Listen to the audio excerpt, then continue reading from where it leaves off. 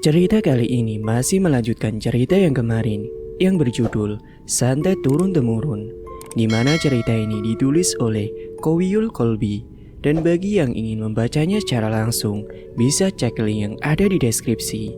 Dan ini dia kelanjutan ceritanya. Hari sudah semakin siang. Lala melihat Imam meneruskan tidurnya di atas kursi ruang tamu. Tanpa memperdulikan suaminya, Lala pun mengambil payung lipatnya. Lala memutuskan pergi ke rumah Dinda untuk meminta bantuan atau meminjam uang untuk beli tes pack. Hujan yang turun sedari malam belum juga memberi tanda reda. Memang tidak besar, tapi jika lama-lama akan membuat baju menjadi basah kuyup. Lala pun berjalan menyusuri jalan yang penuh dengan genangan air. Memang sudah lama jalan di depan rumahnya itu belum terjamah pemerintah. Banyak lubang dan juga bebatuan yang besar. Rumah Dinda tidak begitu jauh, hanya terhalang beberapa rumah saja. Assalamualaikum. Lala mengetuk pintu rumahnya. Waalaikumsalam, jawab Timan, suaminya si Dinda, yang membukakan pintu itu dan mempersilahkan iparnya untuk masuk. Mbak Dindanya ada, Mas? Tanya Lala. Ada lah, masuk saja, mbakmu lagi nonton TV, ucap Timan yang kemudian melanjutkan kegiatannya duduk-duduk sambil mengopi di depan jendela melihat turunnya air hujan. Sementara Lala berjalan menuju ruang TV. Rumah Dinda ini sangatlah luas dan bersih. Lala merasa nyaman jika berada di sana. Selain enak dipandang, pemilik rumahnya juga baik-baik semua. Mbak, Lak, kamu hujan-hujan kesini ada apa? Tumben. Aku mau main aja, Mbak. Di rumah juga sepi, gak ada TV, ucap Lala menyusul duduk iparnya itu. Kamu sudah makan? Tanya Dinda memastikan. Lala malah tersenyum. Dia merasa malu jika harus jujur. Aku tahu dari senyumanmu itu, Lak. Sana makan dulu, nanti baru ngobrol. Gak usah, Mbak. Aku belum lapar kok. Bohong Lala padanya. Ini sudah jam 11 lah. Gak mungkin kamu belum lapar. Ayo ke dapur dulu, pinta Dinda. Gak usah, Mbak. Ayo, jangan sungkan. Aku kan juga keluargamu. Dinda menarik tangan Lala. Dia menyuruhnya duduk. Dinda pun membuka tutung saji. Nampaklah ayam goreng dan tumis kangkung. Baunya membuat air liur Lala terasa ingin menetes. Memang sangat jarang sekali Lala makan enak seperti ini. Mentok-mentok hanya ikan asin dan juga tempe goreng. Ayo cepetan makan. Aku tunggu di depan TV ya. Dinda pergi membiarkan Lala makan terlebih dahulu. Meskipun Dinda adalah kakaknya dari Iman, pria itu tak pernah berani meminta makanan atau datang numpang makan saja, kecuali Dinda yang memberi dan mengantarkan ke rumah Iman. Bukan tanpa sebab Iman begitu. Memang dianya saja yang merasa malas kalau ke rumah si Dinda kakaknya, karena kakaknya itu akan memberi wejangan yang panjang kali lebar padanya. Imam paling tidak mau kalau ada orang lain ikut campur dalam hidupnya. Dia hanya ingin hidup sesuai kemauannya sendiri. Singkatnya, setelah selesai makan, Lala pun menghampiri Dinda. Mbak, ada yang ingin aku bicarakan. Mau bicara apa, Lak? Terus terang aja. Kayaknya aku hamil, Mbak. Ah, benarkah itu, Lak? Syukurlah kalau begitu. Tapi Mbak, Mas Imam tidak mau punya anak dari aku. Apa? Dia itu maunya apa sih? Hidup kok kayak gitu? Ujar Dinda yang terlihat geram dengan kelakuan adiknya. Tapi aku belum memastikannya, Mbak. Aku suruh masih membeli tes pack aja, dianya gak mau. Astagfirullah, Imam itu benar-benar ya. Hatinya sudah batu. Ya sudah, biar Mbak bawa kamu ke bidan aja ya, biar tambah yakin. Mbak gak usah, Mbak, aku gak enak. Sudah, jangan pikirkan biaya, biar Mbak yang bayar. Nanti kita tunggu reda hujan dulu ya. Ya udah, Mbak, ya. Semoga nular ya sama aku, Lak, ucap Dinda sembari mengelus perut Lala dengan kasih sayang. Memang sudah 5 tahun Dinda dan Diman menikah, namun mereka belum juga dikaruniai seorang anak. Padahal mereka sama-sama sehat, tapi Allah belum juga menitipkan bayi kecil dalam perut Dinda. Sebenarnya dia sudah sangat menantikan kehadiran seorang bayi dalam pernikahannya dengan Diman. Singkat waktu, hujan sudah reda sedari tadi, namun air mata Lala masih terus mengalir. Bukan tanpa sebab dia menangis. Setelah hujan tidak turun lagi, Dinda membawa Lala pergi ke bidan. Ternyata benar saja, Lala ini sudah hamil 3 bulan. Dinda merasa senang sebentar lagi dia akan punya keponakan pertamanya.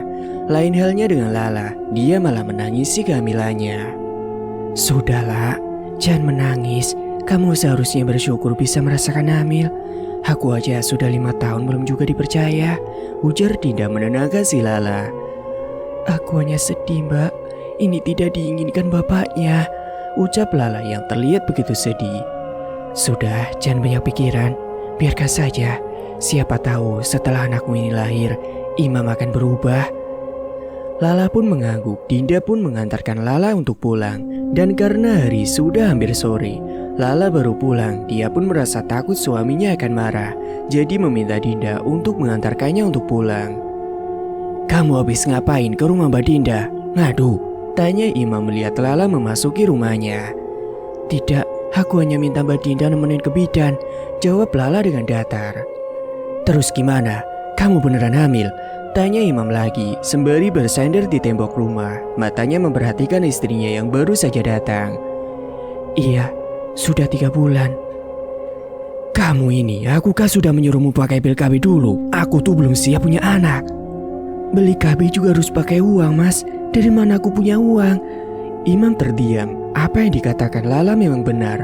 Tak ada jatah untuk membeli keperluan lain. Karena Imam hanya memberikan uang untuk makan hari itu aja. Sebenarnya Lala yang harus memikirkan hal itu. Kalau bukan Lala yang suka membantu di kebun tetangga, mana bisa dia memenuhi keperluan yang lainnya juga. Seharusnya kamu itu bersyukur, Mas. Bisa dikaruniai anak yang cepat, ujar Lala pada Imam. Imam mendelik. Dia tidak peduli dan pergi begitu saja meninggalkan Lala sendirian. Gadis itu pun bangkit dari duduknya. Dia harus berusaha sendiri. Singkat cerita, kehamilan Lala sudah memasuki bulannya. Dengan perut besar, Lala harus tetap mencari nafkah sendiri. Para tetangga sudah memberi saran agar jangan terlalu capek. Apalagi ini adalah bulan di mana anaknya akan segera lahir. Keringat di tubuh Lala mengalir dengan deras.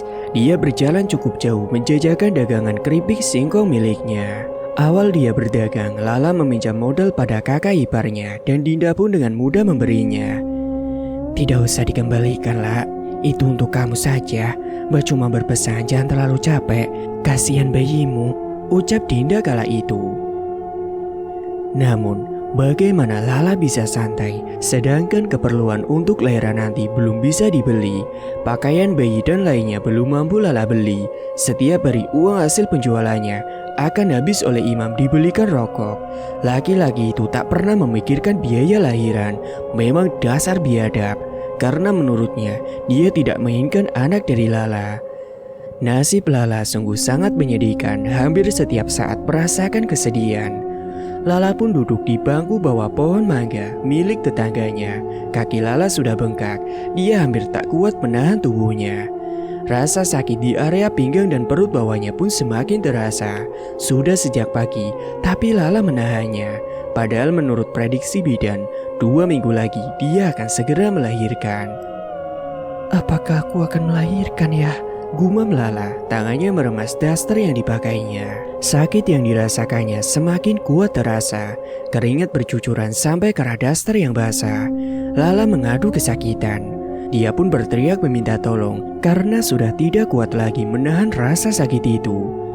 Para tetangga yang mendengar langsung berhamburan keluar dari rumah. Mereka memburu Lala yang sudah terlentang di bangku bambu itu. Lala, kamu mau melahirkan? Cepat, bawa dia ke puskesmas. Jangan, Bu, bawa pulang saja. Kamu harus segera dibawa ke bidan, La. Nanti kalau ada apa-apa dengan kandunganmu bagaimana? Usul Bu Jani. Saya tidak punya uang, Bu. Tolong antarkan saja saya pulang, ucap Lala sambil menahan rasa sakitnya. Para tetangga tidak mengindahkan perkataan dari Lala. Mereka menaikkan Lala ke dalam mobil ambulan yang entah kapan sampainya. Lala ingin bangkit sendiri dan pulang ke rumah. Imam pasti marah kalau tahu Lala melahirkan di puskesmas.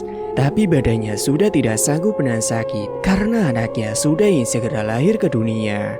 Sementara Bu Jani berlari ke arah rumah Dinda. Dia bermaksud memberitahukan hal itu kepada iparnya.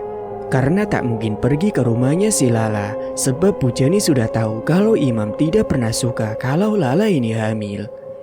Bu Dinda, teriak Bu Jani dari luar rumah. Iya sebentar, Dinda menunda pekerjaannya di dapur. Ada apa Bu Jani? Kenapa teriak-teriak?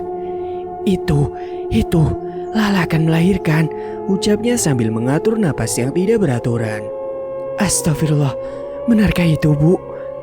Iya, sekarang lagi dibawa ke puskesmas. Karena Lala air ketubannya juga sudah pecah, jadi kami langsung bawa dia ke sana. Ya sudah Bu, saya akan segera menyusul ke sana. Bu Jani pun mengangguk, dia pun kemudian juga berlalu pergi. Dinda buru-buru mengambil tas selempangnya, memakai kerudung dan menghidupkan motornya. Tak lupa dia mengunci pintu dan mengabari suaminya untuk segera menyusul dirinya juga. Dinda pun melajukan motornya, hatinya bimbang memikirkan adik iparnya. Dia tahu kalau menelpon Imam dia nggak akan mau datang.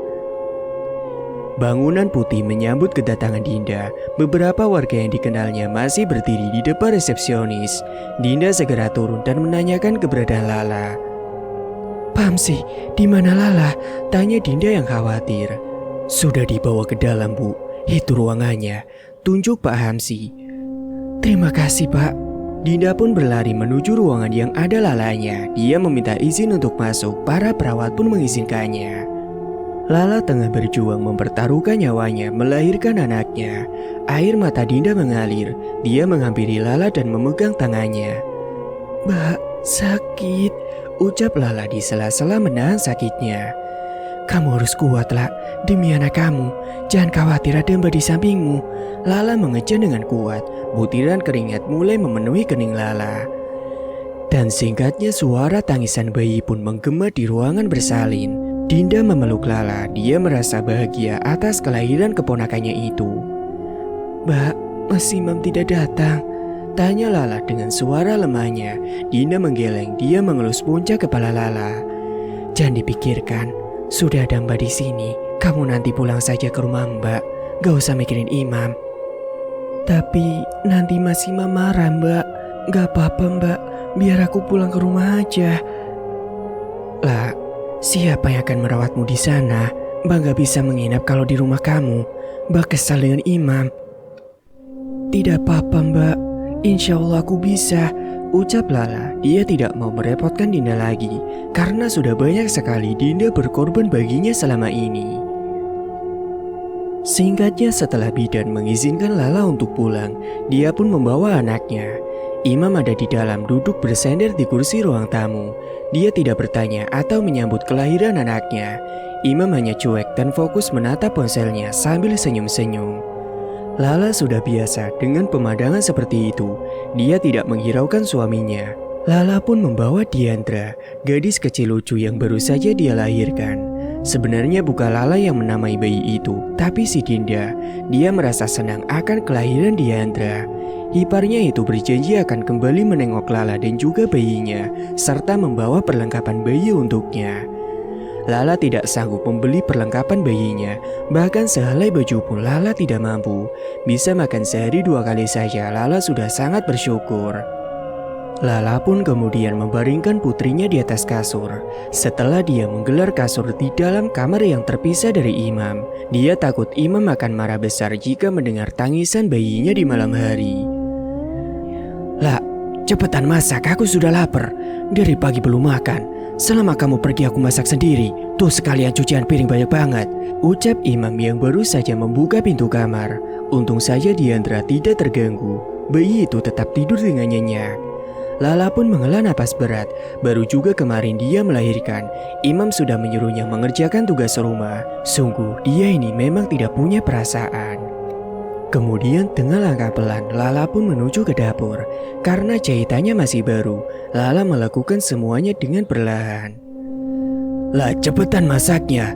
Aku sudah beli telur di dalam lemari. Kamu masak itu aja, perintah Imam yang masih sibuk menatap ponselnya. Tanpa berkata apa-apa, Lala pun melakukan semuanya sendiri. Imam dengan langkah ringannya meninggalkan si Lala. Dia sama sekali tidak penasaran atau bahagia atas kelahiran putrinya. Kemudian di lain waktu, Imam berjalan dengan gontai. Kepalanya terasa pusing 7 keliling. Dia merasa bingung dengan keadaan sekarang. Cintanya kepada Intan sangat menggebu-gebu sedari dulu. Meskipun pernah dikhianati, tapi Imam sangat memaklumi hal itu. Intan sekarang menjanda, suaminya pergi dengan wanita lain. Dan selama itu pula Intan tidak pernah memiliki anak.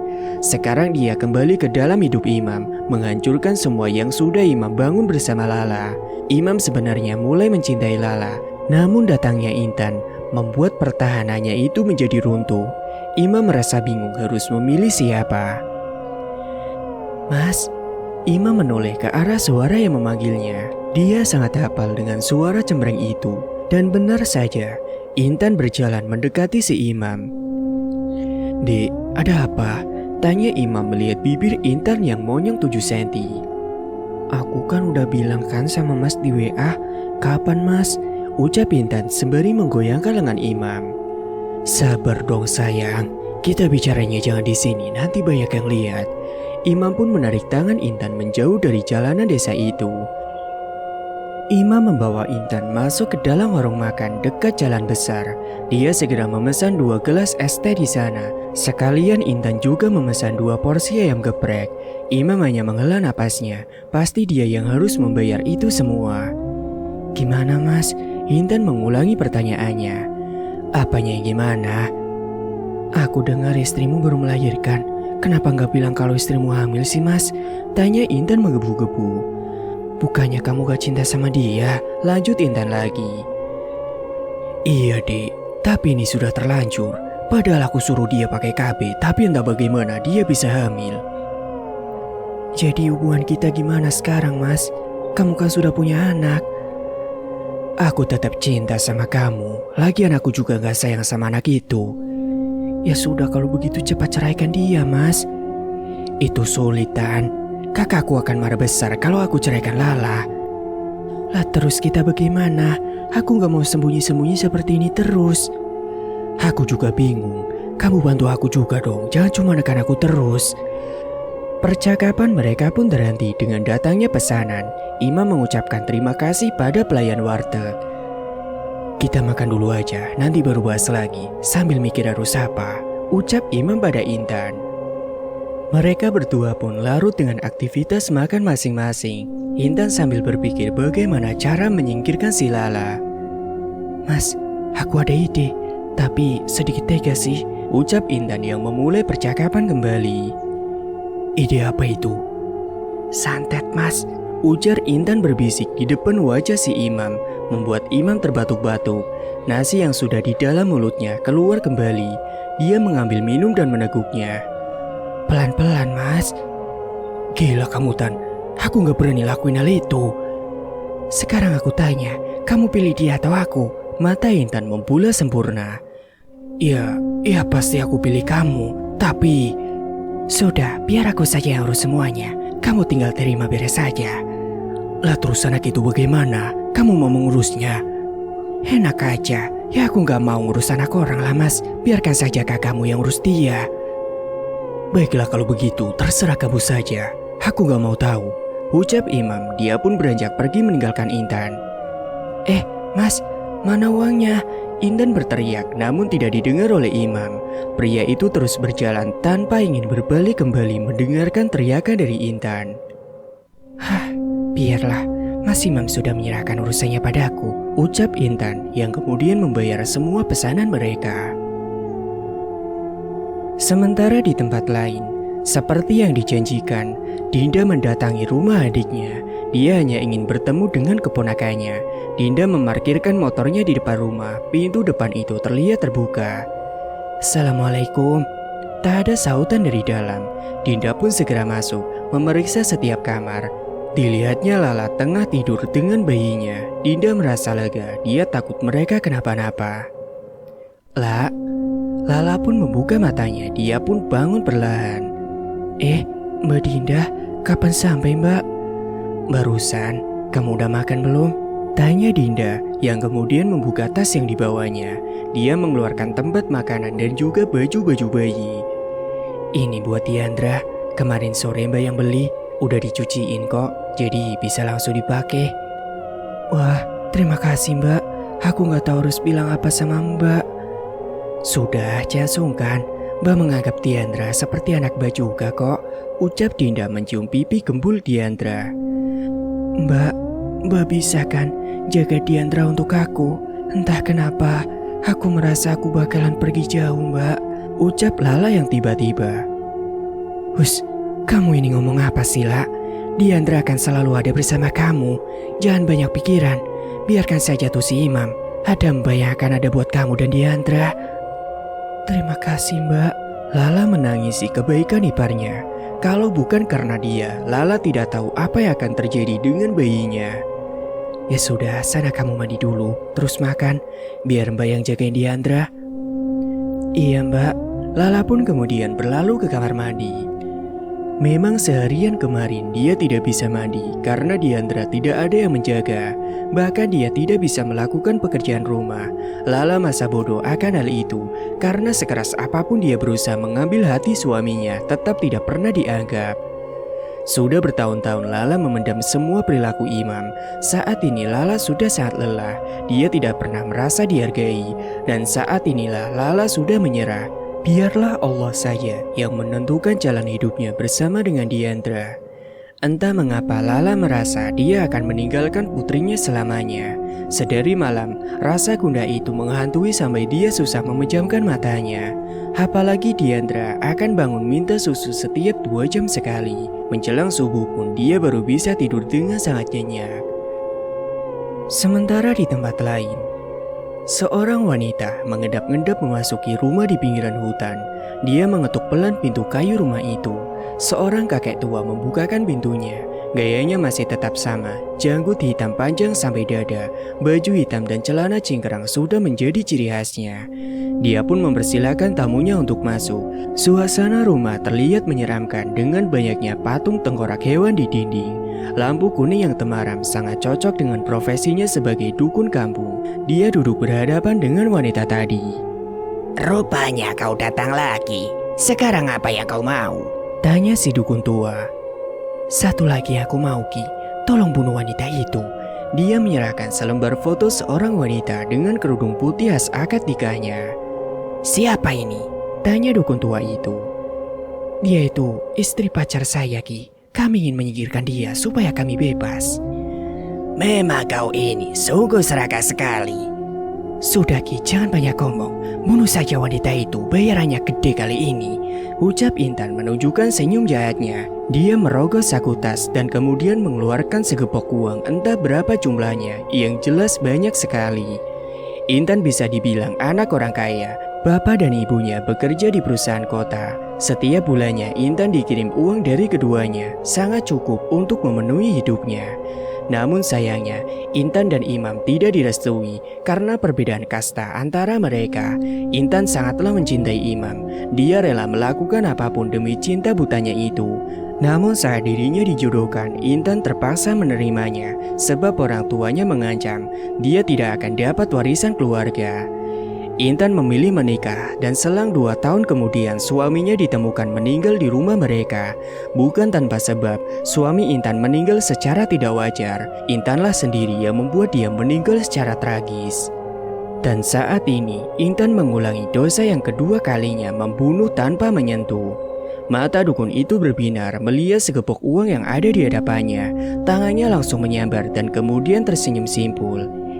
Baiklah. Aku akan melakukan apa yang kamu mau. Sekarang pulanglah, biar aku yang bekerja. Besok pagi kamu akan mendapatkan kabar yang membuatmu akan senang. Ima pun kemudian berlalu pergi meninggalkan rumah tua itu. Dia menyusuri jalan yang dipenuhi ilalang, menuju motor yang diparkirkan di sisi jalan. Singkat waktu, di lain tempat, malam sudah semakin larut. Sampai saat ini mata Lala belum mau tertutup. Ada kegundahan di hatinya. Dia mendekap putrinya dan menciuminya beberapa kali. Tangisnya pecah melihat wajah polos Diandra. Dia sangat menyayangkan bapaknya tak pernah menganggap dia adalah putrinya. Lala memutuskan menulis sepucuk surat ditunjukkan untuk Dinda yang berisi agar kakak iparnya itu mau merawat Diandra seperti anaknya sendiri. Lala menyimpan surat itu di dekat tempat tidur Diandra. Dan tiba-tiba terdengar suara benda jatuh mengagetkan si Lala. Dia menaruh Diandra kembali. Lala bangkit dan mengecek ada apa di luar rumah. Lala berjalan melewati kamar yang ditempati oleh Imam. Pria itu sudah terlelap ke dalam mimpinya. Lala mengintip dari balik tirai. Nihil, tak ada apa-apa di luar sana. Lala pun kembali menuju kamar tidurnya, mengambil segelas air putih dan kemudian meminumnya. Tenggorokannya tiba-tiba terasa sakit dan susah untuk bernapas. Lala merebahkan tubuhnya di samping Diandra. Semoga sakitnya mereda setelah rebahan. Namun ternyata sakit itu semakin terasa. Mata Lala tiba-tiba menangkap sesosok makhluk hitam dengan gigi runcing mendekat. Lala ingin berlari, tapi tubuhnya seakan kaku di tempat. Lala berusaha berteriak, namun suaranya tidak bisa keluar.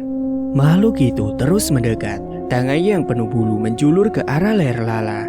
Kuku-kukunya yang tajam menancap pada leher Lala. Dia pun menjerit-jerit kesakitan, namun tak ada seorang pun yang bisa mendengar tangisannya.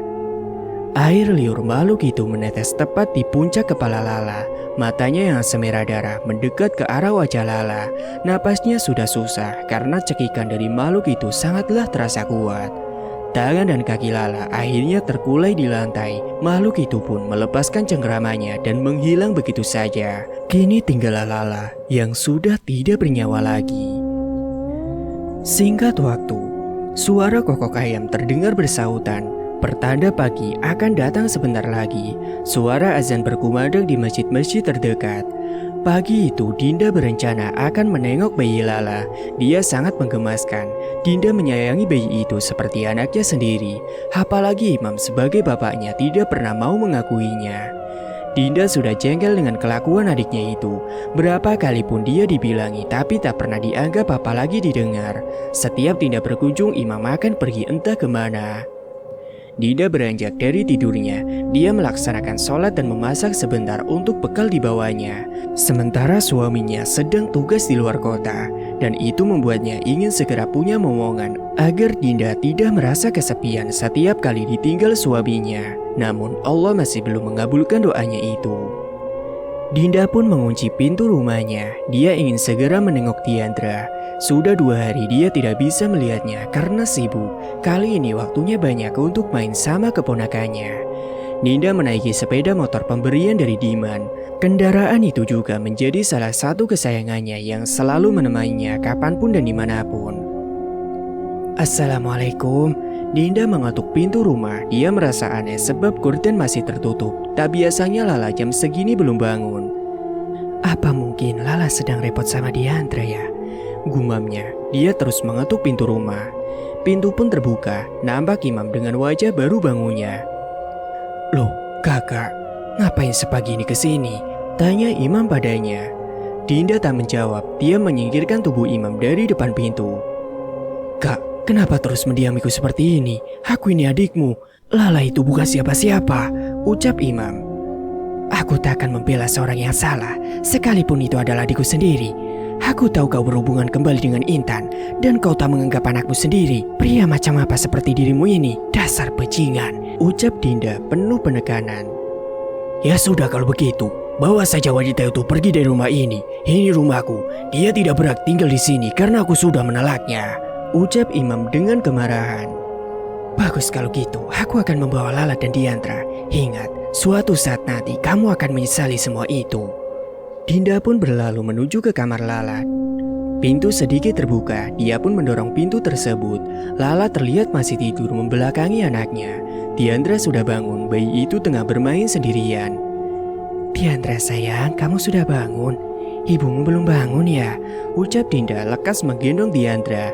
Dia menciumi bayi itu. Lah, bangunlah, udah siang. Tumben kamu kesiangan. Dinda pun menyentuh tubuh Lala. Namun tubuh Lala pun terbalik begitu saja. Wajahnya pun pucat pasi. Dinda terkejut melihat keadaan Lala. Dia pun kemudian menyentuh tangan Lala kembali. Dingin, terasa sangat dingin. Dinda pun memeriksa denyut nadi dan napas Lala. Semuanya tidak terasa. Sontak Dinda pun langsung berlari ke arah luar rumah mencari si Imam. Namun pria itu sudah tidak ada di tempatnya. Dinda pun meminta tolong kepada para tetangga. Sambil menggendong Diandra, dia berlari ke sana kemari. Semua warga berdatangan. Pak Ustadz memeriksa keadaan Lala. Bagaimanapun Lala sudah tidak bernyawa. Innalillahi wa inna ilaihi roji'un. Lala sudah meninggal dunia. Innalillahi, ucap serempak para warga. Astagfirullahaladzim, Lala, ada apa ini sebenarnya? Dinda pun menangis terduduk sembari mendekap tubuh Diandra. Sementara itu, Imam bergegas kembali pulang. Niatnya tadi yang ingin ngopi santai di warung. Setelah mendengar kabar Lala yang meninggal, dia pun buru-buru kembali untuk pulang. Di tengah perjalanan, Imam dihadang oleh Intan. Dia mempertanyakan kenapa Imam begitu terburu-buru. Lala meninggal, Tan. Aku tak tahu. Tadi ada orang lain yang menyampaikan bahwa dia sudah tidak ada, ucap Imam yang merasa kebingungan. Ada apa denganmu, Mas? Kenapa kamu terlihat sedih begitu? Bukannya kau mau menyingkirkannya juga? Iya, tapi caranya bukan seperti ini. Jangan-jangan kamu yang buat dia meninggal. Kalau iya memangnya kenapa?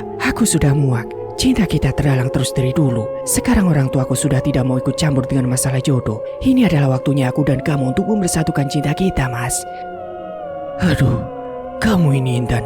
Bagaimana kalau ketahuan orang nanti? Kamu bisa dipenjara bagaimana? Ucap Imam yang terlihat frustasi. Tenang aja, aku gak akan dipenjara. Mereka agak akan curiga kalau akulah penyebab kematian istrimu itu, ucap Intan menyunggingkan senyumnya. Lalu apa yang harus aku bilang pada adiknya? Imam merasa khawatir. Ya kau tinggal pura-pura tidak tahu sajalah, Mas. Masa begitu aja pakai nanya? Imam pun menghela napas, memberi ruang jantungnya menghirup udara dengan tenang. Dia harus bisa berakting agar para warga tidak mencurigai tentang penyebab kematian Lala. Si Dinda kakaknya pasti akan menuduhnya sebagai penyebab Lala meninggal. Imam pun berjalan kembali menuju rumahnya sambil memikirkan apa yang harus dia jawab bila ditanya kakaknya. Para warga telah banyak yang berdatangan. Kediaman Imam sangat ramai dengan para pelayat. Lala yang dikenal para warga karena kebaikannya. Dia sangat ramah kepada setiap orang. Dan juga Lala selalu menjajakan dagangannya, sehingga banyak yang mengenal dirinya. Imam pun baru datang dan langsung masuk melihat keadaan di dalam. Terlihat Dinda kakaknya menangis sambil memeluk Diandra. Imam maju dan membuka kain penutup jenazah. Wajah pucat Lala membuat rasa bersalah di hati Imam mencuat ke permukaan. Tak terasa dia meneteskan air mata. Para bapak-bapak menepuk bahu Imam. Mas Imam, yang sabar. Ini sudah menjadi takdir. Mari kita mulai memandikan jenazah. Sebab tidak baik kalau membiarkannya terlalu lama. Kasihan almarhumah, ucap Pak Ustadz. Iya Pak, silakan. Imam pun mundur ke belakang, memberi ruang untuk para bapak-bapak menggotong jenazah itu ke tempat pemandian. Para ibu-ibu sudah siap dengan semua peralatannya. Dinda pun bangkit, dia mendekati adiknya yang tengah duduk melamun. Tatapan matanya kosong, entah apa yang sedang dipikirkan si Imam. Kau puas sekarang, semoga kamu dapat akibatnya, ucap Dinda penuh kebencian. Maksud kakak apa? Aku gak mengerti, gila Imam yang pura-pura tidak tahu. Jangan berpura-pura gak tahu. Meskipun orang lain tidak melihatnya, aku yakin ini semua perbuatanmu dan juga selingkuhanmu itu. Kak Dinda jangan suzon. Aku gak tahu kenapa Lala sampai meninggal. Imam masih bersikeras membela dirinya. Aku gak menyangka punya adik seperti dirimu. Diandra akan kubawa. Jangan pernah menemuinya. Dan aku sudah tidak menganggap dirimu adalah adikku. Dinda pun berlalu. Dia pun masuk ke dalam kamar Lala. Dinda segera mengemasi perlengkapan Diandra. Setelah Lala dibawa ke pemakaman, dia tidak ingin kembali lagi ke rumah ini. Dan singkat waktu, setelah Lala dikebumikan di pemakaman, kini Imam berada di rumah sendirian. Jadi kapan Mas akan menikahiku? Tanya Intan yang tiba-tiba datang dari arah pintu belakang. Imam langsung tersadar dari lamunannya. Dia melirik ke suara yang sangat dikenalnya. Imam berdiri kaget melihat Intan ada di dalam rumah. Dia celingukan memastikan tidak ada yang melihat mereka. Tan, kok tiba-tiba? Kenapa nyamperin ke sini? Imam menarik tangan Intan agar duduk. Ya terserah aku dong Mas. Sekarang penghalang kita kan sudah tidak ada. Jadi kapan Mas akan nikahin aku? Tanya Intan kembali. Sabar dulu Tan, aku pasti bakal nikahin kamu. Tapi untuk kali ini tunggu sampai 40 harinya Lala. Mas gak mau jadi bahan gosip ibu-ibu, ucap Imam yang berdiri membelakangi Intan. Lamunannya melayang kalau dia menikah terburu-buru, Dinda pasti akan tambah curiga kepadanya. Intan pun bangkit dan memeluk tubuh Imam dari belakang. Dia mengendus wanginya badan Imam yang membuatnya menjadi candu. Selain tampan, Imam juga sangat menjaga penampilan. Sebab itulah Intan tergila-gila dengan Imam. Imam tak bisa menahan hasratnya. Dia pun berbalik memeluk tubuh ramping Intan. Akhirnya mereka pun melakukan apa yang tidak seharusnya terjadi. Apalagi Lala baru saja dikuburkan. Suasana di sekitar rumah sepi membuat mereka leluasa melakukan dosa itu. Sementara di tempat lain, yakni di panti asuhan. Di sebuah kamar berukuran sedang, duduklah seorang gadis di pinggiran ranjangnya. Dia tertunduk lesu, hatinya benar-benar merasa gundah. Dia teringat sang kakak yang sudah lama tidak terdengar kabarnya.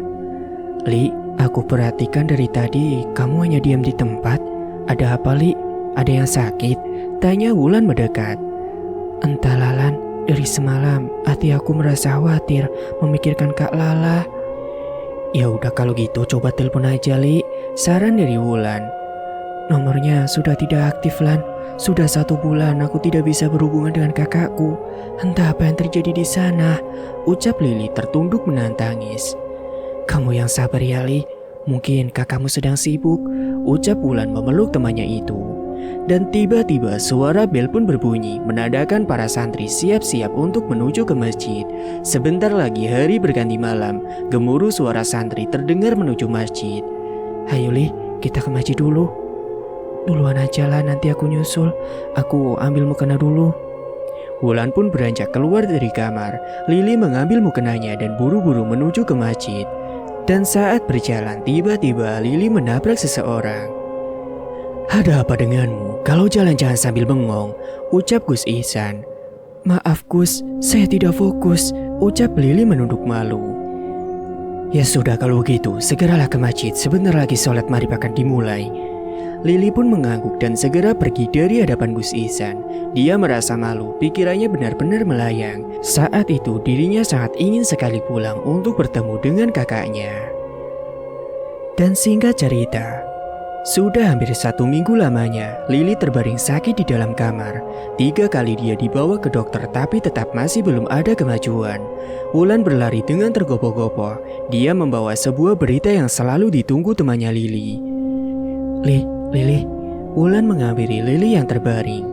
Iya ada apa Lan? Lili membuka selimut yang menutupi kepalanya. Kata Uma kamu disuruh ke sana. Tapi bagaimana? Aku masih lemes jalannya Lan. Ya udah kalau gitu biar ku tuntun saja Li. Ayo, kata Uma ada yang ingin dibicarakan. Baiklah, semoga aku kuat ya Lan. Lili pun berusaha duduk, kepalanya benar-benar terasa muter. Lili memejamkan matanya sebentar, berharap pusing itu hilang sejenak. Namun usahanya tidak membuahkan hasil, kepalanya masih sakit jika dibawa untuk bangun. Lili pun memegang kepalanya. Sepertinya sakitmu semakin parah Li. Biar ku bilang dulu sama Ustazah. Kamu tiduran lagi aja, aku akan kembali sebentar lagi. Wulan pun berlari menuju ruang UKS. Di sana ada Ustazah Mira yang sedang piket. Wulan mengetuk pintu dan mengucapkan salam. Assalamualaikum. Ustazah, Lili sakitnya semakin parah. Dia sudah tidak sanggup untuk bangun. Tadi saya disuruh Uma untuk memanggilnya, tapi keadaan Lili tidak bisa kemana-mana Ustazah. Tutur Wulan menjelaskan keadaan Lili. Bukannya dia sudah dibawa ke dokter 3 kali? Apakah masih belum baikan? Tanya balik Ustazah Mira. Belum Ustazah. Apa mungkin dia gak minum obatnya Lan? Diminum Ustazah, saya melihatnya sendiri. Dia itu rutin minum obat. Baiklah, saya akan menyusul. Kamu duluan saja jaga dia dulu. Wulan pun kembali menuju kamarnya Lili. Sebenarnya dalam satu kamar harus ditempati sedikitnya 5 orang. Tapi kamar yang ditempati Lili dan Wulan sangatlah kecil, berada di ujung bangunan, sehingga hanya muat untuk 2 orang saja.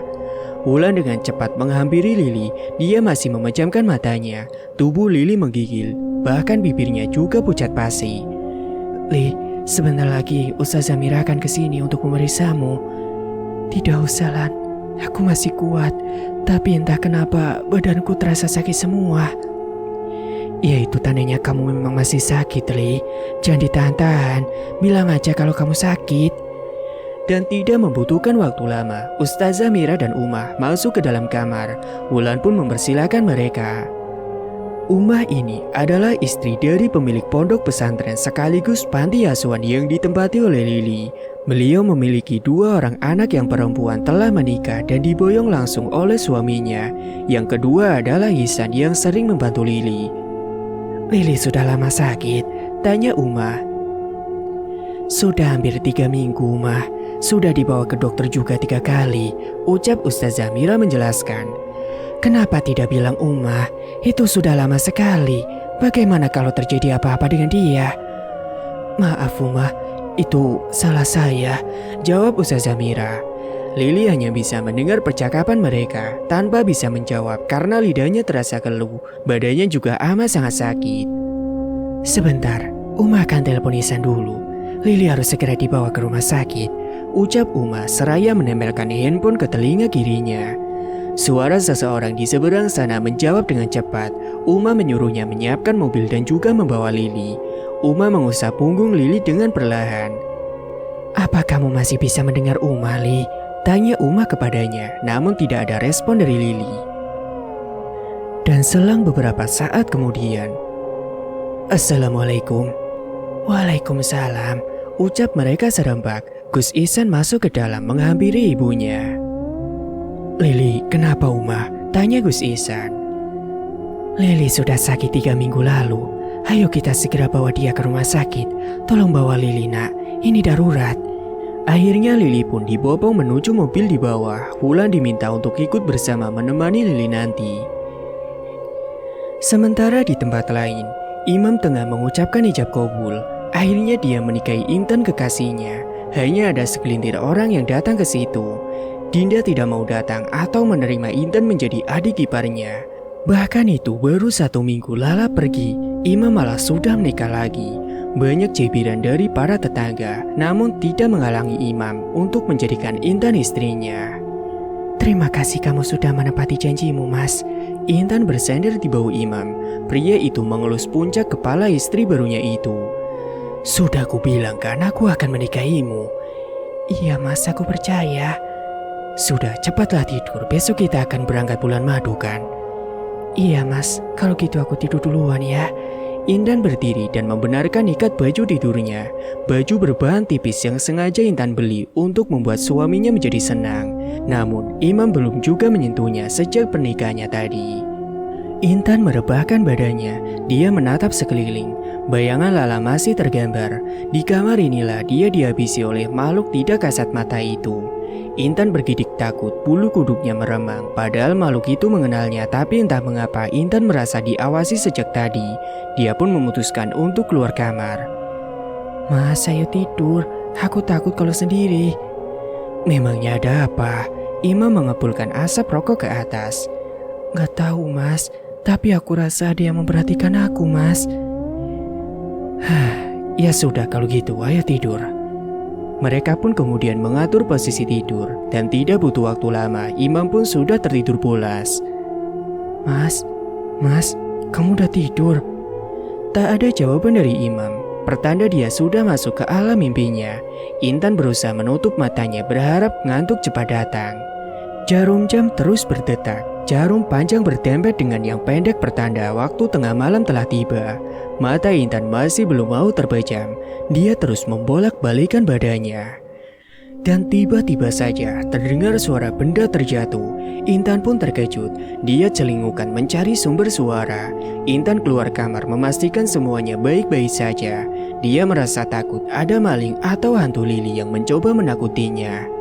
Intan bernapas lega, tak ada tanda-tanda orang masuk. Dia pun berbalik kembali dan dibelokkan ruang tamu menuju kamar. Sebuah tangan besar mencekiknya tiba-tiba. Kuku-kuku hitam panjang menancap menusuk kulit lehernya. Darah pun mengalir dari luka yang dibuat oleh makhluk misterius tersebut. Ternyata Intan lupa memberi makan si tinggi besar itu, sehingga sosok itu melahap nyawa majikannya sendiri. Karena kesibukannya menyiapkan pernikahan, Intan melupakan ritual penyembelihan ayam hitam setiap malam Jumat. Intan pun terus meronta ingin melepaskan diri, namun cengkeraman makhluk itu sangatlah terasa kuat. Gigi taring tajamnya siap menyedot darah segar Intan hingga tubuh wanita itu terkulai di lantai. Sementara Imam tidak mendengar kejadian yang menewaskan istri barunya itu. Bukan kebahagiaan yang diterima Intan di malam pertama, tapi nyawanya sendiri malah melayang karena kelalaiannya sendiri. Kini karma telah berbalik arah padanya. Singkat cerita, setelah kematian Intan, suasana rumah duka sudah terlihat ada orang yang datang. Ibu dan ayah Intan tengah menangisi kepergian putri satu-satunya mereka. Imam duduk di sudut ruangan dengan tatapan yang kosong. Sejak menemukan Intan dengan keadaan mengerikan tadi subuh, Imam belum bisa ditanya-tanya tentang apa sebab meninggalnya si Intan. Ayah Intan mengeluarkan sumpah serapannya di depan muka Imam. Dia sangat menyesal telah mengizinkan anaknya menikah dengan laki-laki di hadapannya tersebut. Sudah aku bilang, Bu, aku tak pernah mau Intan menikahi laki-laki ini. Dia ini pembawa sial. Sekarang lihat anak kita sudah meninggal, teriak Pak Burhan, ayah si Intan. Sudah, Pak, tidak baik untuk marah-marah saat ini. Lebih baik kita segera urus pemakaman untuk almarhumah, ucap Pak Ustadz yang mencoba mengingatkan. Benar, Pak. Ayo kita bawa Intan pulang ke rumah kita. Aku tak sudi bila dia masih berada di sini, sambung Bunira yang tak lain adalah ibunya Intan. Imam tak dapat berkata-kata lagi. Dia juga tidak tahu bagaimana Intan bisa sampai seperti ini. Dua wanita yang dicintainya meninggal di tempat yang sama. Pak Burhan segera meminta bantuan para warga untuk membawa Intan ke rumahnya. Dia tidak mau mengurus kematian Intan di rumah itu. Imam tidak bisa mencegahnya dan Pak Burhan tidak mengizinkan Imam ikut mengurus jenazah si Intan. Berita kematian Intan sudah sampai ke telinga Dinda. Tetangganya bilang Imam dituduh menjadi tersangka atas kematian istrinya karena terdapat cakaran di leher Intan. Orang tua Intan akan mengusutnya sampai ke pengadilan. Mereka tidak terima anaknya meninggal mendadak. Apakah itu benar, Bu? Tanya Dinda memastikan lagi berita yang dia dengar. Benar, Bu. Coba sekarang ke sana. Imam masih melamun, kayaknya dia shock berat. Aku tadi ke sana melihat kejadian itu saat ayah Intan lagi marah-marah. Lanjut Bu Naro, tetangganya si Dinda. Kasihan Imam, lirih si Dinda yang tanpa sadar. Temui saja dia, Mbak Dinda. Mungkin saja Imam akan segera ditangkap polisi gara-gara kasus ini. Biar saja, Bu, supaya dia merasakan akibat dari perbuatannya dahulu. Saya sudah capek menasihati dia, ucap Dinda berdiri meninggalkan Bu Naro sendiri. Hari ini pikirannya sedang kalut, belum lagi Diandra sangat rewel dari biasanya. Mungkin dia ini juga merasakan keresahan bapaknya. Sementara itu, di tempat lain, di sebuah rumah sakit, Lili tergolek di tempat tidur. Suhu tubuh Lili sangat tinggi kala di perjalanan, hampir saja dia mengalami kejang-kejang.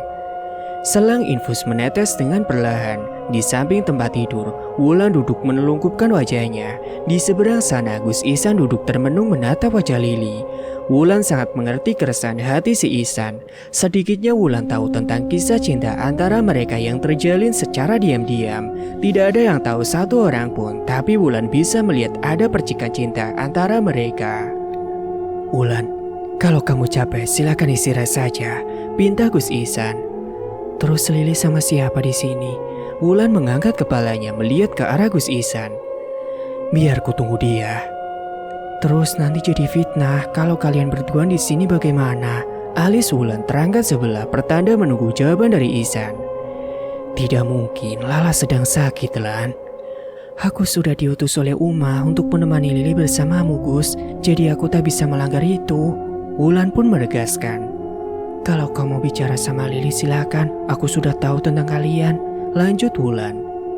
Ihsan tampak terkejut. Dia diam sebentar, lalu menarik kursi di sebelah ranjang Lili. Wulan pun mundur ke belakang. Dia menyaksikan mereka berdua. Li, apa kau bisa mendengarku? Tak ada jawaban dari si empunya. Ihsan menunduk menyembunyikan rasa sedihnya. Li, apa boleh aku melamarmu sekarang? Melihatmu begini aku tak tega, Li. Bukannya aku sudah berjanji padamu, tunggu aku sebentar lagi. Tapi kenapa kamu begini? Isak tangis Ihsan terdengar sangat menyakitkan. Suara kamar terasa hening, tak ada sepatah kata pun keluar dari mulut mereka. Singkatnya kesadaran Lili sudah kembali, matanya mengerjap menatap sekeliling. Sudah ada Uma dan yang lain. Dia berusaha bangun namun dijaga oleh Wulan. Tiduran saja Li, kamu masih lemas. Alhamdulillah kamu sudah sadar Li. Uma pun mendekat. Dia mengusap lembut kepala Lili. Gus Ihsan sudah menyampaikan maksudnya ingin melamar Lili. Uma pun sangat setuju, bukan karena merasa kasihan kepada Lili, tapi memang gadis itu adalah gadis yang baik. Uma, saya di mana? Tanya Lili yang kebingungan. Kamu di rumah sakit sayang. Kenapa tidak bilang kalau kamu tengah sakit begini? Ucap Uma yang terlihat sangat khawatir. Saya tidak mau merepotkan orang lain, Uma. Kamu sakit begini pasti memikirkan kakakmu kan? Uma bertanya dengan hati-hati. Lili mengangguk. Benar yang dikata oleh Uma, dia sangat merindukan kakaknya. Entah bagaimana sekarang keadaannya baik-baik saja atau tidak. Benar Uma, saya merindukan Kalala. Lili berlinangan air mata. Sebenarnya Uma ada berita duka, tapi mungkin hal ini bisa membuatmu sedikit lega. Berita apa Uma? Uma tahu dari Abi, kakakmu Lala sudah meninggal 1 minggu yang lalu. Innalillahi wa inna ilaihi roji'un. Lili menutup wajahnya. Dia pun terisak. Uma pun kemudian memeluk Lili. Sabar nak, ini semua sudah takdir dari Allah. Kamu tahu rumah kakakmu kan? Tidak Uma, semenjak di pesantren, aku sudah tidak pernah lagi berkomunikasi. Dan yang terakhir tahu kali ikut suaminya. Uma kira kamu tahu. Setelah pulang dari sini, kita coba tanya Abi. Siapa tahu orang yang beri info tentang kakakmu tahu di mana tempat tinggalnya. Iya Uma. Dan sekarang kamu sehatkan dulu badanmu. Nanti kita bicarakan lagi tentang kakakmu. Kemudian Gus Ihsan mendekat ke arah Lili. Aku bisa mengantar mencari rumah iparmu. Tapi kalau kita pergi berdua takut orang bergosip. Bukan murim juga, ucap Gus Ihsan. Tidak perlu Gus, aku pergi saja sendiri, insya Allah bisa. Kesehatanmu tidak memungkinkan Li. Kalau boleh, aku akan melamarmu untuk menjadi istriku. Gus Ihsan memberanikan dirinya mengutarakan niatnya itu.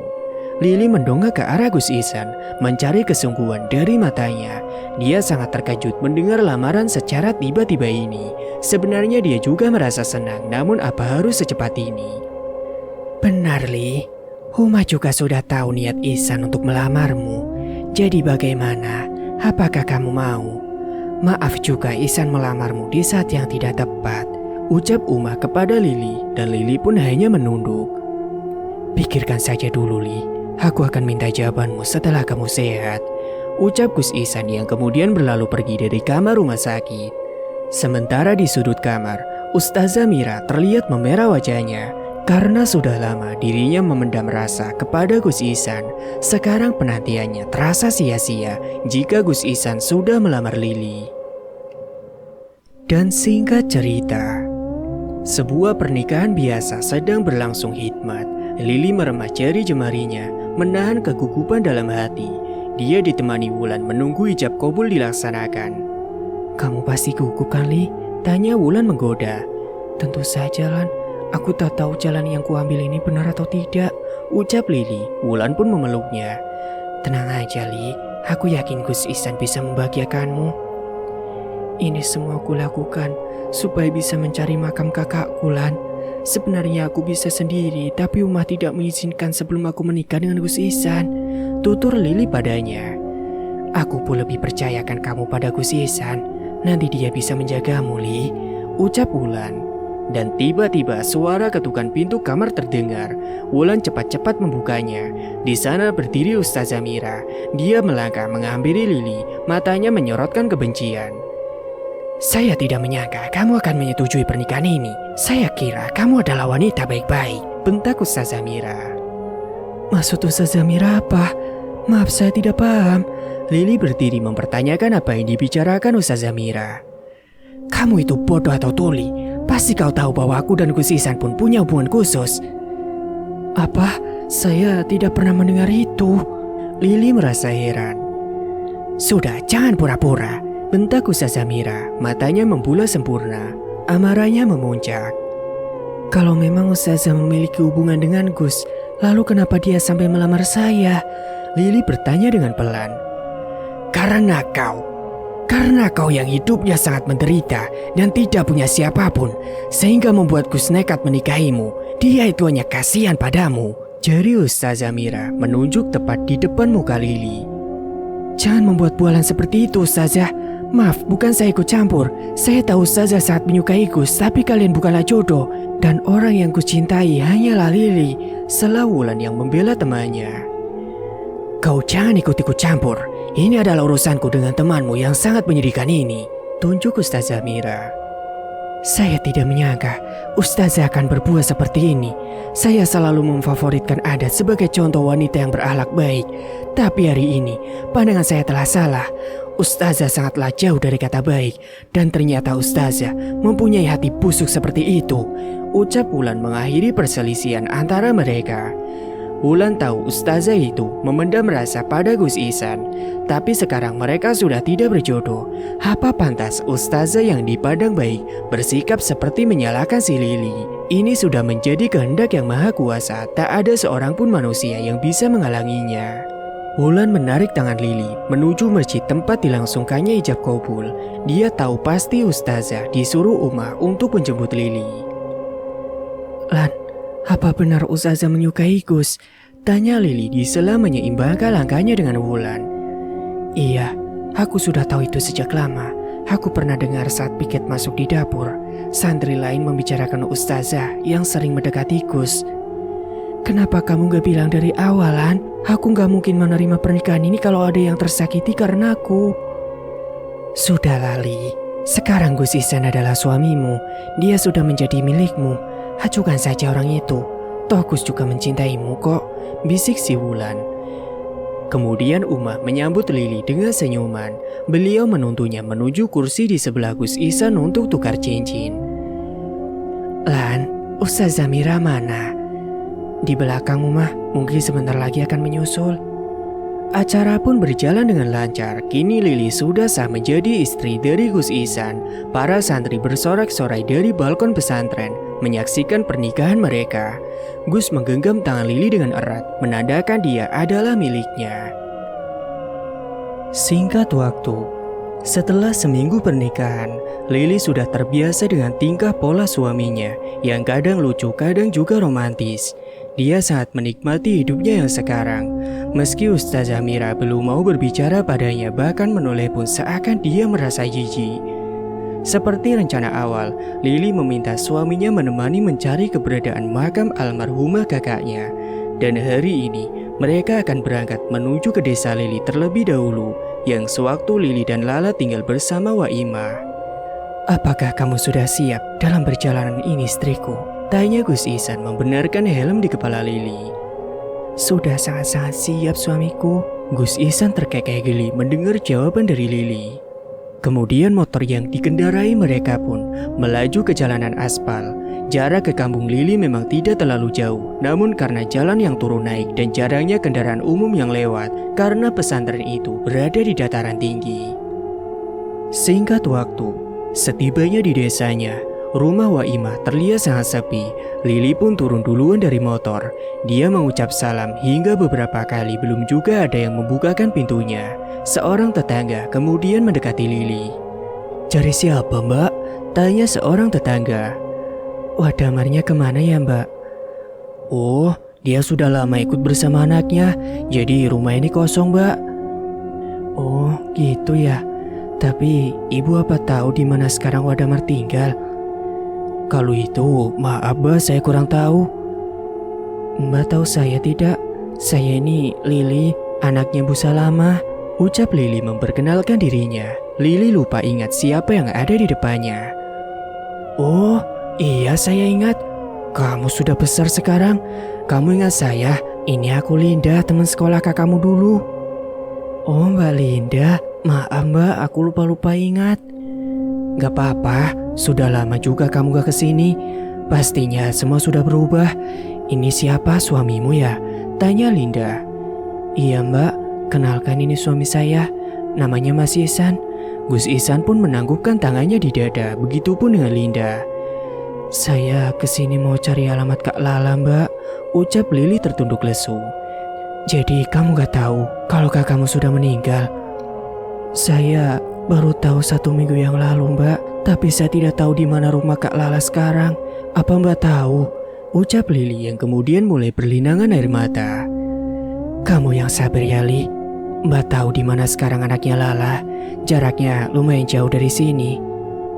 Hah? Anak? Kak Lala sudah punya anak mbak?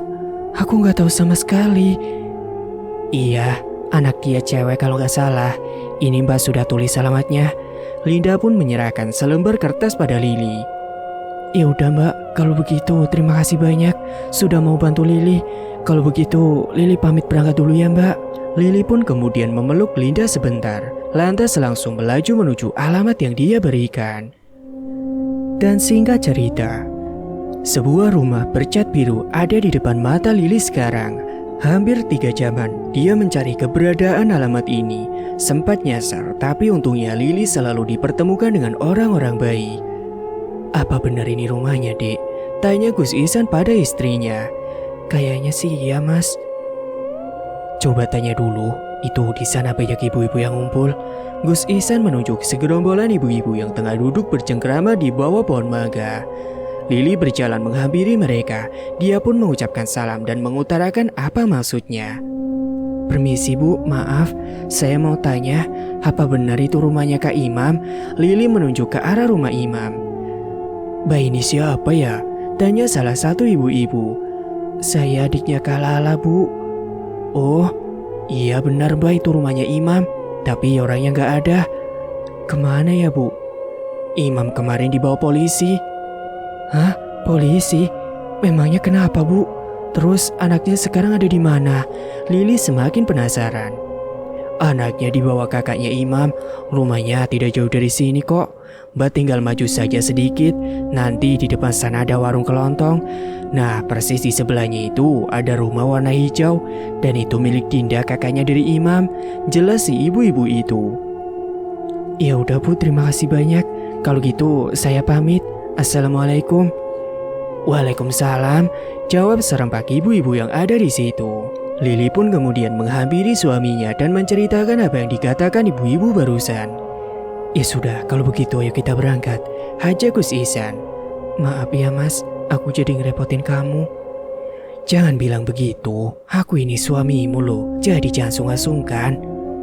Motor pun melaju dengan pelan karena menurut petunjuk rumah Dinda tidak terlalu jauh. Dan benar saja, hanya terhalang 3 rumah, Lili sudah sampai di depan rumah yang dituju. Tangan Lili mengetuk pintu dan mengucap salam, dan hanya beberapa menit seseorang membukakan pintu itu. Cari siapa ya? Tanya Diman, suami dari Dinda. Mau cari Mbak Dinda, apa benar ini rumahnya? Tanya Lili. Benar, silakan masuk. Sebentar saya panggilkan dulu istri saya. Terima kasih. Lili pun kemudian masuk ke dalam rumah. Dia duduk bersebelahan dengan suaminya, menunggu Diman memanggil Dinda. Maaf, ini siapa ya? Suara lembut seorang wanita membuyarkan lamunan Lili. Dinda tengah menggendong seorang bayi perempuan yang cantik. Kulitnya yang putih bersih, persis seperti mendiang ibunya. Matanya hitam bersih menatap Lili. Tak terasa Lili meneteskan air matanya. Apa benar ini anaknya Kak Lala? Tanya Lili yang kemudian mendekati Dinda. Benar, mbak ini siapa ya? Dinda lupa dengan si Lili karena dulu saat bertemu gadis itu masih kecil. Sekarang Lili telah berubah menjadi wanita yang dewasa dan cantik. Saya Lili mbak, adiknya Kak Lala. Lili? Dinda pun kemudian memeluk Lili erat. Mereka menumpahkan semua rasa sedihnya. Maafkan Mbak Li, Mbak tidak bisa menghubungimu saat Lala meninggal. Mbak tidak tahu kamu ada di mana. Dinda mengusap air mata Lili. Iya Mbak, aku juga tidak tahu kalau Kak Lala dibawa pindah sama Kak Imam. Aku kehilangan kabar semenjak di pesantren Mbak. Maaf juga Mbak tidak bisa menjaga kakakmu Li. Mbak jangan bilang begitu. Ini semua sudah takdir. Aku sudah mengikhlaskan kepergian Kak Lala. Lalu sekarang Kak Iman ada di mana, Mbak? Tanya Lili lagi. Iman ditangkap polisi karena dituduh membunuh istri barunya. Astagfirullah, jadi Kak Imam sudah menikah lagi? Iya, Li. Mbak sempat melarang dia menikah. Lagi pula kakakmu baru saja meninggal. Lili tak menyangka hidup kakaknya akan berakhir seperti ini. Dia juga meninggalkan anaknya yang masih kecil. Namanya siapa, Mbak? Lili menggendong keponakannya. Diandra. Allah memberikan nama itu biar sama kayak nama mbaknya katanya. Nama yang cantik. Maaf ya sayang, Bibi baru bisa melihatmu. Lili pun mencium pipi gembul Diandra. Apakah boleh aku menggendongnya? Lili mengangguk. Gus Ihsan pun mengambil alih Diandra. Mbak, di mana ya Kak Lala dikuburkan? Saya mau ziarah ke makamnya. Tanya Lili, dia sudah merasa tenang. Tidak jauh dari sini, Li. Nanti biar Mbak antar kalian ke sana, ucap Dinda pada mereka. Singkat cerita, sebuah kuburan baru yang tandanya masih merah dengan taburan bunga sudah sedikit layu. Di sampingnya terdapat pohon kamboja yang tengah berbunga. Lili tak bisa menahan lagi kesedihannya. Dia tersungkur memeluk kuburan kakaknya. Dia benar-benar merasa kehilangan atas kepergian Lala. Sekarang Lili sudah tidak punya keluarga lagi selain Diandra dan juga dirinya. Kak, maafin aku baru kesini. Kenapa nasib kita begitu berat? Aku merasa sangat sakit, Kak. Biarlah aku ikut denganmu, ucap Lili yang terlihat pasrah dengan keadaan. Astagfirullah, jaga ucapanmu, Li. Tidak baik kita mengeluh seperti itu dengan takdir Allah. Ini adalah ujian, tidak ada makhluk yang abadi. Kita pun hanya menunggu giliran. Tinggal gimana kitanya yang mau memilih jalan baik atau yang buruk. Kamu tidak sendiri, ada aku di sini. Kamu jangan khawatir. Bangunlah, Li. Bukan begitu caranya ziarah ke kuburan.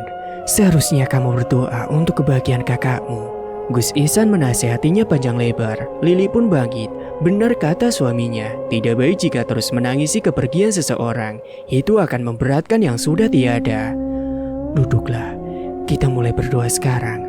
Gus Ihsan pun menuntun tangan Lili agar duduk di sampingnya. Gus Ihsan memulai berdoa.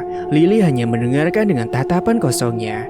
Di dalam hati dia terus beristighfar agar Allah menjaga hatinya supaya tidak terlalu larut dalam dukanya. Setelah berziarah, Dinda meminta mereka menginap di rumahnya karena hari akan berganti malam. Tidak memungkinkan mereka pulang kembali ke pesantren dengan motor di malam hari, apalagi jaraknya yang sangat jauh. Mbak, apa boleh saya bawa Diandra? Tanya Lili tiba-tiba di sela mereka yang sedang bercengkrama. Itu yang Mbak takutkan dari tadi, Li. Bukannya Mbak melarang, tapi Mbak sudah sangat menyayangi Diandra. Mbak tidak bisa berpisah dengannya, Li. Tolong kalau soal itu, Mbak tidak bisa mengizinkan membawa Diandra. Lili pun tersenyum. Dia sudah menyangka Dinda akan melarangnya. Lili melihat bagaimana Dinda merawat Diandra dengan kasih sayangnya. Lili juga percaya bahwa keponakannya itu akan baik-baik saja di sini. Lili tidak memaksakan lagi niatnya. Dia sudah merasa cukup bisa bertemu dengan keponakannya. Bahkan Dinda dan Diman pun juga tidak melarang mereka bertemu Diandra jika sewaktu-waktu ingin berkunjung kapanpun. Singkat waktu, menjelang pagi, Lili dan Gus Ihsan berpamitan untuk pulang. Lili sudah cukup menumpahkan semua rindunya pada Diandra. Dia mengizinkan Dinda merawat Diandra dan tak memaksakan lagi kehendaknya untuk bisa membawa serta anak dari kakaknya itu. Nanti Bibi bakal sering-sering menjengukmu ya sayang. Lili mencium pipi Diandra. Datanglah kembali, Li. Kalau kamu rindu Diandra, sesekali menginap juga. Jangan sungkan. Anggaplah Mbak ini juga keluargamu ya, pesan Dinda. Terima kasih ya Mbak, sudah sangat baik pada Diandra. Meskipun ibunya sudah tiada, masih ada Mbak yang menyayanginya. Jangan khawatir, Li. Mbak akan selalu menyayangi Diandra. Kalau begitu, saya pamit pulang dulu ya Mbak. Lili pun menyalami Dinda dan menciumi Diandra untuk terakhir kalinya. Lily melambaikan tangannya. Perjumpaan mereka sangat berkesan bagi Lily. Meskipun sudah tidak bisa bertemu Lala, tapi Diandra menjadi pengobat rindu baginya. Lily mengeratkan pegangannya pada Gus Ihsan. Dia telah bahagia mendapat pendamping seperti suaminya. Lily bersyukur hidupnya masih jauh lebih beruntung dari sang kakak. Sementara itu, di tempat yang berbeda, angin meliuk-liuk besar menabrak pohon-pohon yang berdiri kokoh. Gerimis turun membasahi bumi. Akhir-akhir ini cuaca sangat ekstrim. Kadang hujan seharian, kadang juga panas begitu terik. Seperti sore ini, Dian duduk melihat daun-daun yang tertiup oleh angin. Tak ada seorang pun yang berani keluar rumah. Belum lagi hujan yang mulai turun dengan derasnya. Dan tiba-tiba saja terdengar teriakan dari Kang Jarak yang ada di kamarnya. "Ada apa, Pak?" Dian pun berlari menghampiri suaminya yang tengah terkapar memegang tangan dan betisnya. "Bapak, kenapa ini, Pak?" Dia melihat tangan Kang Jarak seperti terbakar. Darah dan nanah mulai menyelimuti kulit tangannya. "Aku tidak tahu, Bu. Barusan aku tidur, setelah bangun, tangan dan kakiku sudah begini. Aduh, sakit sekali, Bu." Teriak Kang Jarak yang kesakitan. Dian pun mengambil air dari dapur bermaksud ingin menyiram tangan suaminya. "Ibu mau apa?" "Biar ibu siram, Pak. Tanganmu penuh darah dan nanah itu." "Jangan, Bu. Perih. Bapak gak bisa nahan sakitnya." "Bapak tunggu di sini dulu. Biar ku carikan motor untuk pergi ke bidan. Kita periksa bapak sakit apa." Dian pun berlari cepat. Dia bermaksud ke rumah Bimo, tukang ojek pengkolan desa. Biasanya dia dengan senang hati mengantar setiap penumpangnya, apalagi ini darurat. "Ma, Bimo!" teriak Dian mengetuk pintu rumah Bimo. "Ada apa, Bu?" "Ma, tolong Kang Jarak, dia sakit, Mo. Bawa dia ke bidan." "Maaf, Bu, tapi motor saya nggak ada bensinnya, nggak bisa jalan." "Mo, tolong bantu saya, Mo. Sebentar." "Memangnya Kang Jarak sakit apa, Bu?" "Saya tidak tahu, Mo. Tapi tangan Kang Jarak melepuh bernanah." "Ih, itu karma, Bu. Makanya jadi orang jangan serakah, licik, zolim sama orang. Ini kan balasannya dari Tuhan, bukan malah tambah kaya."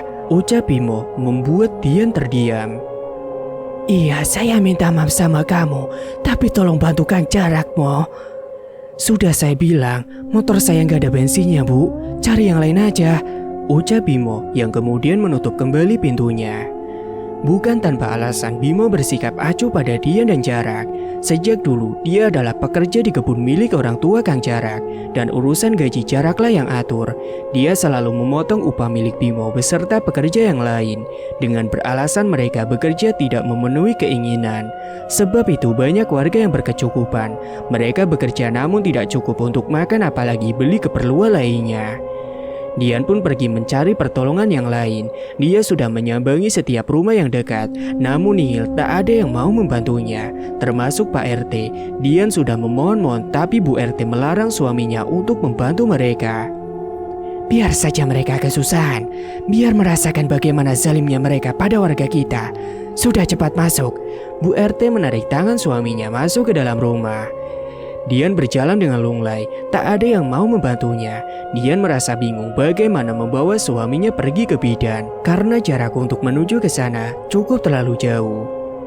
Dan sekembalinya ke rumah, pintunya terbuka dengan lebar. Dian melihat suaminya terkapar di lantai.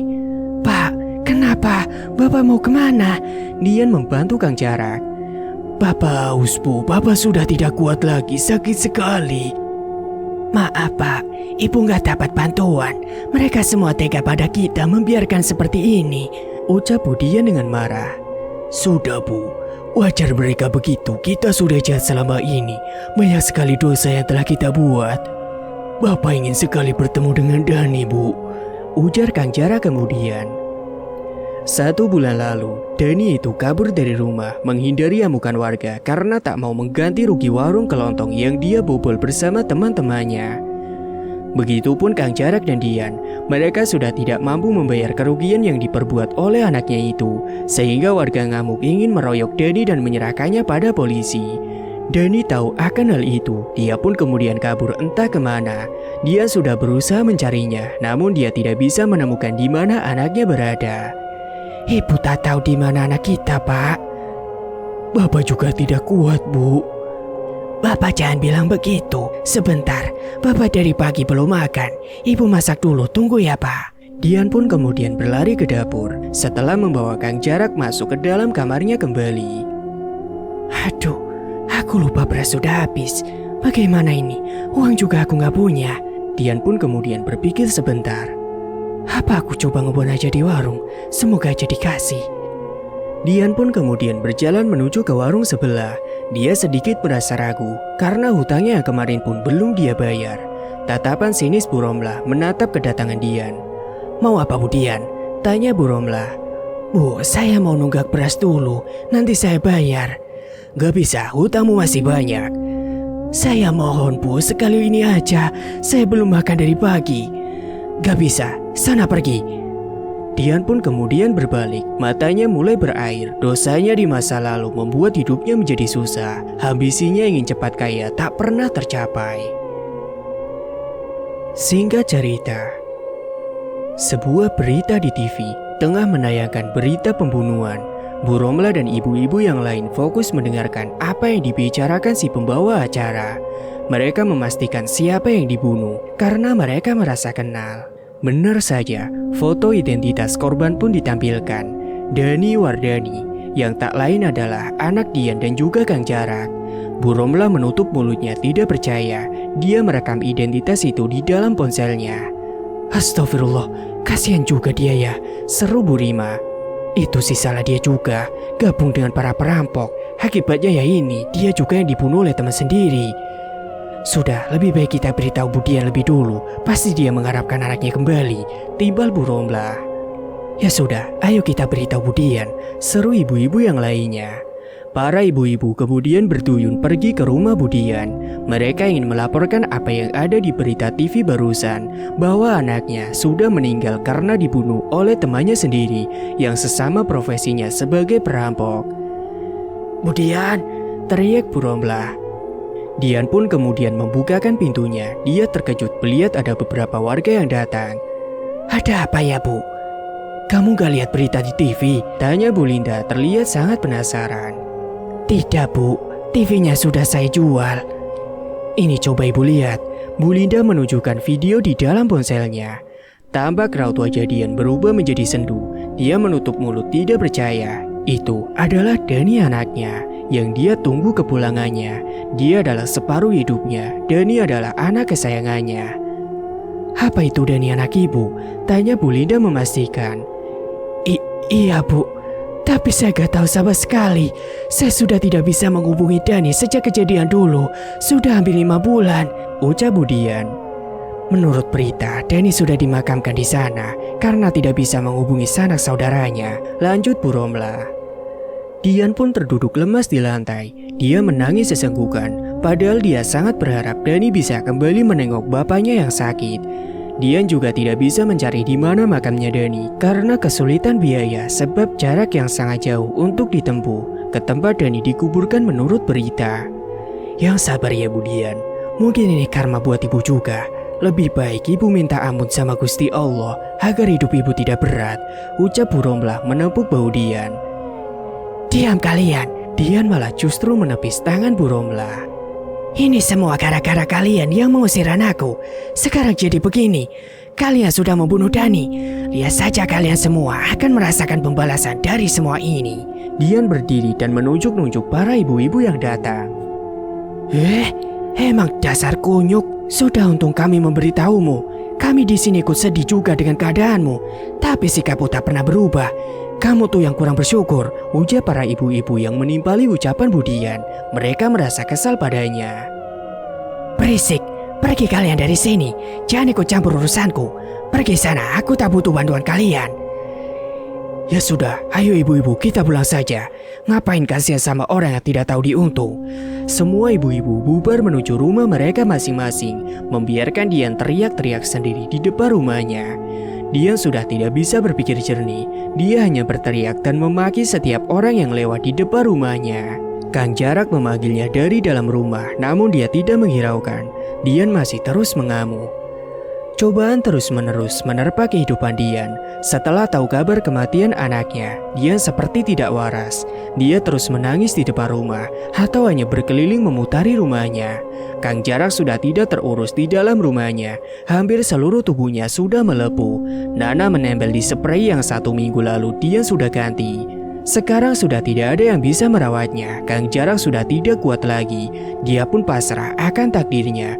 Bahkan dia sudah meminta agar umurnya itu pendek. Karena tak ada alasan lagi untuk dia hidup, Allah Ta'ala telah menghukumnya sedemikian rupa. Singkat cerita, kabar duka tengah diumumkan lewat pengeras suara di masjid bahwa Kang Jarak telah meninggal dunia. Tak ada yang tahu kapan dia meninggal.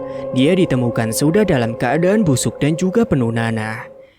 "Siapa yang pertama kali menemukan Pak Jarak?" tanya Pak RT. "Saya, Pak." Bimo mengacungkan tangan dan maju ke hadapan Pak RT. "Tadi pagi saya lewat samping rumahnya dan saya mencium bau yang tak sedap dan mengintip ke dalam kaca rumah. Saya juga kaget melihat keadaan Pak Jarak yang seperti itu," jawab si Bimo. "Apa nggak ada yang tahu Pak Jarak sedang sakit?" "Gak ada, Pak. Semenjak kematian Dani, kita nggak pernah lagi bertegur sapa dengan Kang Jarak dan juga Budian," terang Bu Romlah. "Lalu sekarang Budian ada di mana?" tanya Pak RT lagi. "Belakangan ini dia seperti hilang akal, Pak. Dia ngomong sendiri kalau ditanya, pasti marah-marah," lanjut Bu Romlah melaporkan kejadian yang sebenarnya pada Pak RT. "Baiklah kalau begitu, saya minta bantuannya kita urus jenazah Kang Jarak. Bagaimanapun dia juga tetangga kita. Tidak baik kalau mengabaikan begitu saja." Semua warga setuju dengan ucapan Pak RT. Mereka mulai bergotong royong membantu pemakaman Kang Jarak. Pak RT menyarankan semua pengurus jenazah memakai masker berlapis untuk menyamarkan bau busuk yang keluar dari tubuh Kang Jarak. Dan dalam keadaan seperti ini, Dian hanya menyaksikan dari kejauhan. Dia senyum-senyum sendiri, lalu menangis sesenggukan. Tangannya memintal-mintal tali hingga jarinya terlihat putih pucat. Dian tidak merasakan sakit atau apa, dia terus menggulung tangannya. Semua perbuatan Dian dan Kang Jarak adalah akibat dari keserakahan dan iri dengki terhadap saudara sendiri. Kini hidup Dian sudah benar-benar hancur. Anaknya mati dibunuh dan suaminya mati dengan cara mengenaskan. Sementara Dian sendiri sudah kehilangan akal sehatnya. Dia terlihat seperti orang linglung. Dan itulah ending dari cerita kali ini, di mana semua perbuatan jahat pasti kelak akan mendapatkan balasannya. Maka dari itu sebisa mungkin kita jangan meniru perbuatan buruk yang ada di dalam cerita ini, dan cukup ambil hikmahnya saja. Dan sekali lagi, Mang Ripan ucapkan terima kasih kepada Kak Koyul Kolbi selaku penulis cerita yang telah mengizinkan Mang Ripan untuk mengangkat ceritanya. Dan terima kasih juga bagi kalian semua yang sudah menyimak cerita ini dari awal hingga selesai. Dan nantikan cerita terbaru yang akan Mang Ripan bawakan selanjutnya, yang tidak akan kalah menarik juga. Sekian dulu dari Mang Ripan. Wassalamualaikum warahmatullahi wabarakatuh.